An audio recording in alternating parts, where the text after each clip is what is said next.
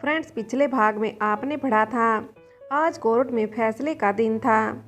लेकिन आरती का दिल फिर भी घबरा रहा था। उसे डर था कि उसकी बेटी कहीं उससे दूर ना हो जाए।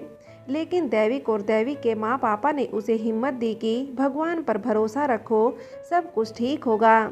सभी घर वाले पिंकी के साथ कोर्ट में पहुंच गए। आरती की तरफ से पिंकी का केस दैविक के रिश्ते में लगने वाले जीजा जी लड़ रहे थे, जिन्होंने दैविक और वंदना का तलाक का केस भी लड़ा था। अब आगे निश्चित समय पर कोर्ट की कार्रवाई शुरू की गई। दोनों पक्ष के वकीलों ने अपने अपने सबूत पक्ष जज के सामने रखे। लेकिन वंदना ने झूठ का ऐसा नाटक रचा कि कोई सोच भी नहीं सकता। उसने अपने झूठे आंसू बहाए, दैविक और दैविक के घर वालों पर झूठे आरोप लगाए और खुद ने यह साबित कर दिया कि वह अपनी बेटी के बगैर नहीं रह सकती और उसकी बेटी भी उसके बिना नहीं रह सकती।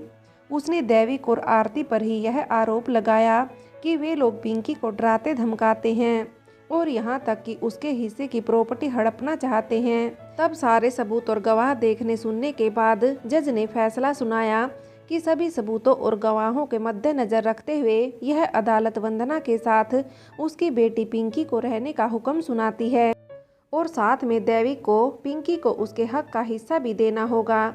जब तक पिंकी बालिग नहीं हो जाती तब तक पिंकी अपनी माँ के साथ रहेगी, क्योंकि जब तक बच्ची बालिग नहीं हो जाती तब तक उसे अपनी माँ के साथ ही रहना होगा।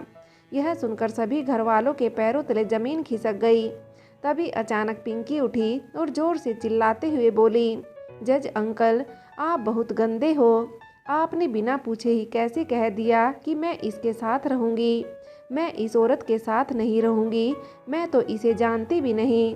मेरे पापा कहते थे कि मेरी मम्मा बहुत गंदी थी और मुझे छोड़कर चली गई। मेरे पापा के जाने के बाद अब मेरी मम्मा मेरी आरती मम्मा है और मेरे पापा हैं दैविक पापा हैं और मेरे दादा दादी हैं। पिंकी की बात सुनकर सभी घर वालों की आंखों में आंसू छलक आए।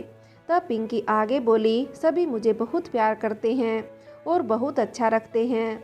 जब मेरे पापा भगवान के पास गए थे ना, तब मेरी आरती माँ ने मुझे बहुत हिम्मत देती थी और मुझे बहुत प्यार करती थी।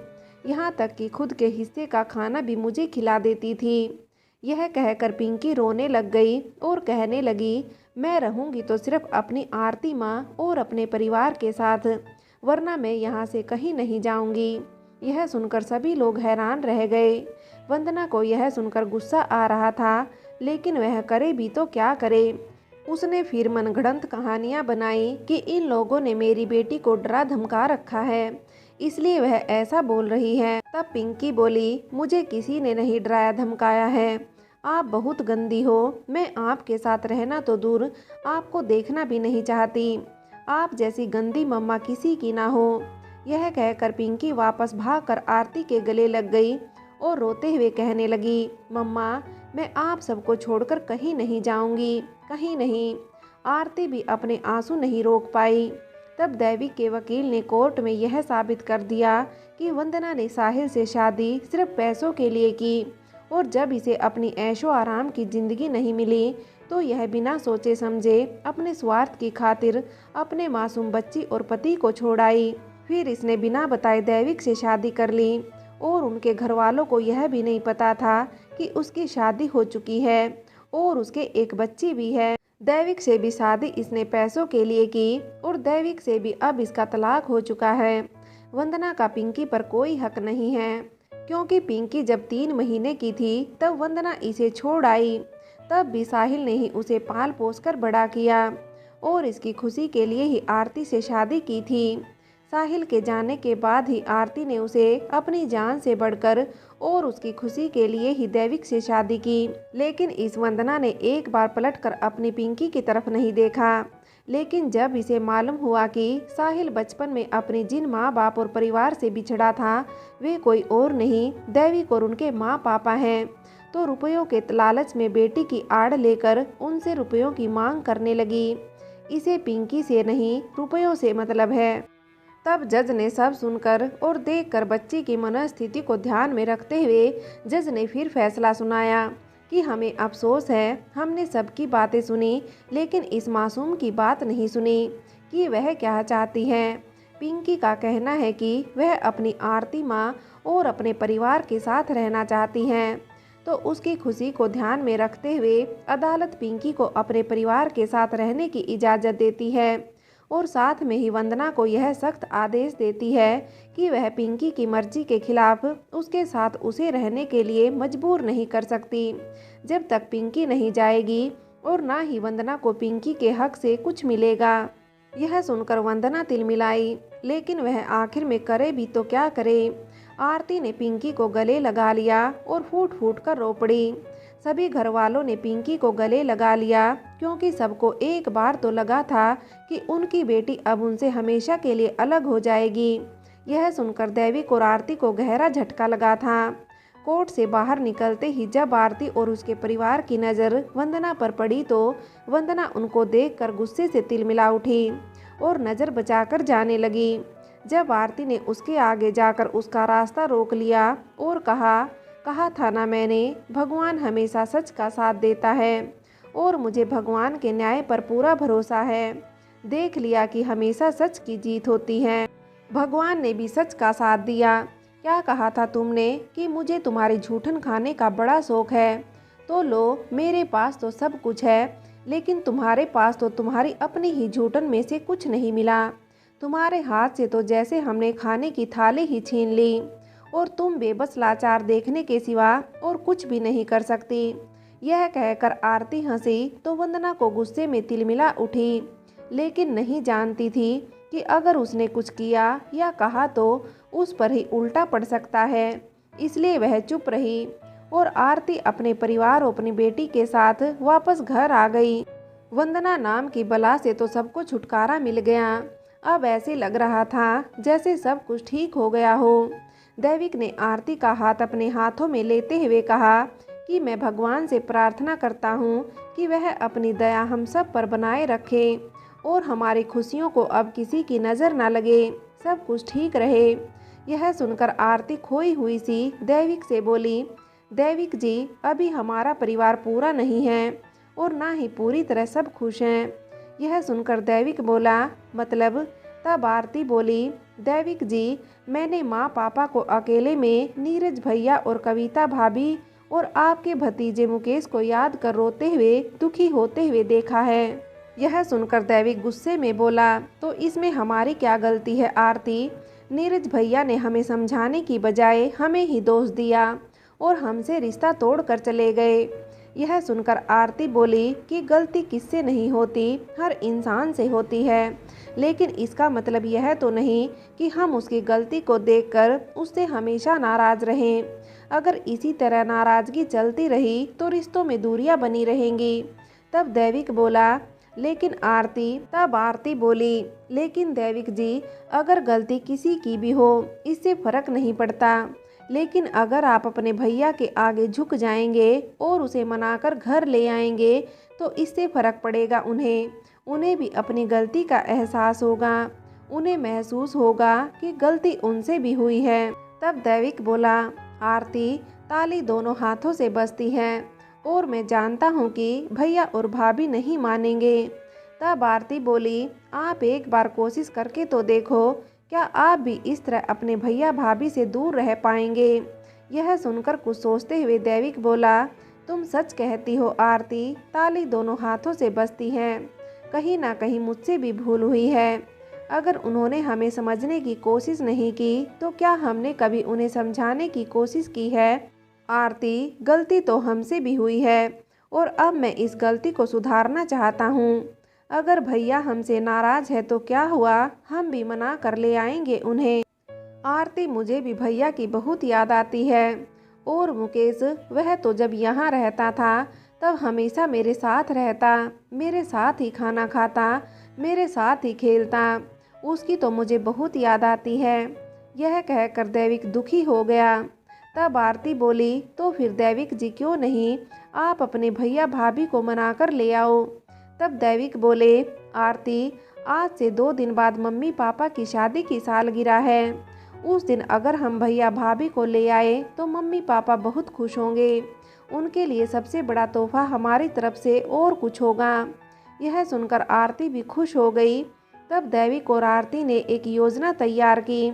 दैविक ने अपनी माँ पापा से झूठ बोला कि उनके दोस्त की शादी है और वह और आरती उस शादी में जा रहे हैं।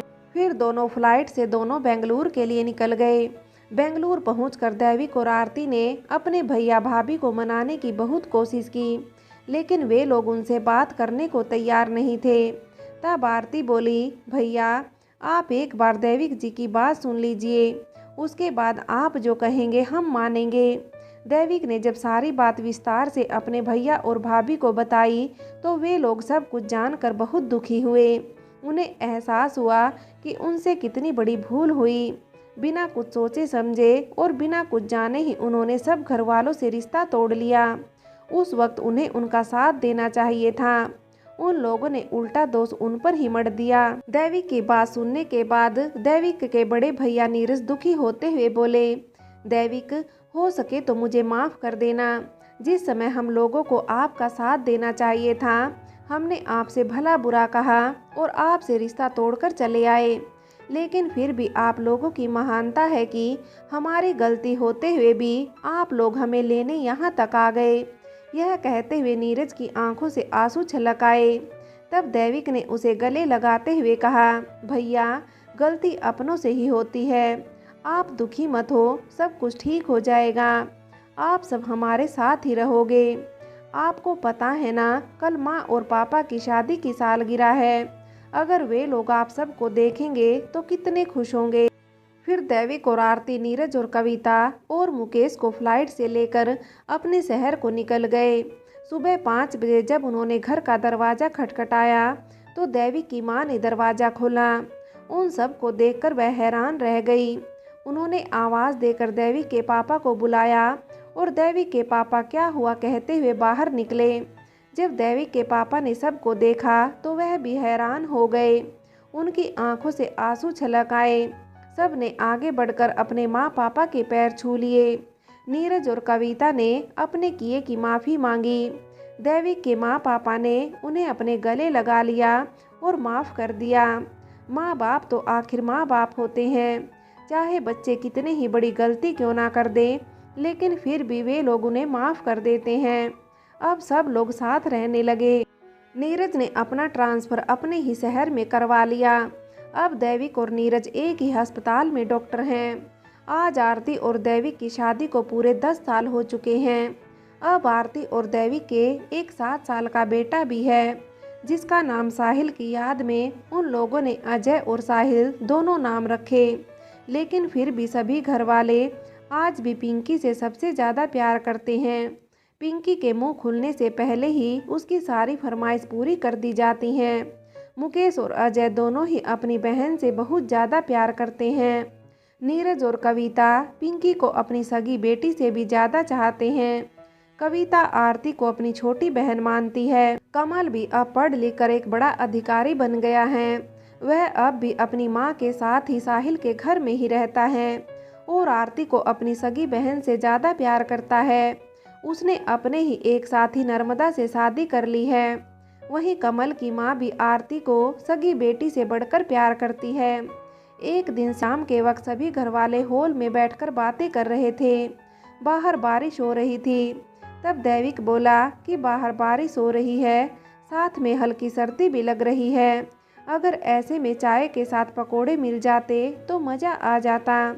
फिर वह कविता और आरती को मोबाइल में कुछ देखते देखकर बोला कि ऐसा क्या है तुम्हारे मोबाइल में जो तुम दोनों हमेशा उसे देखती रहती हो।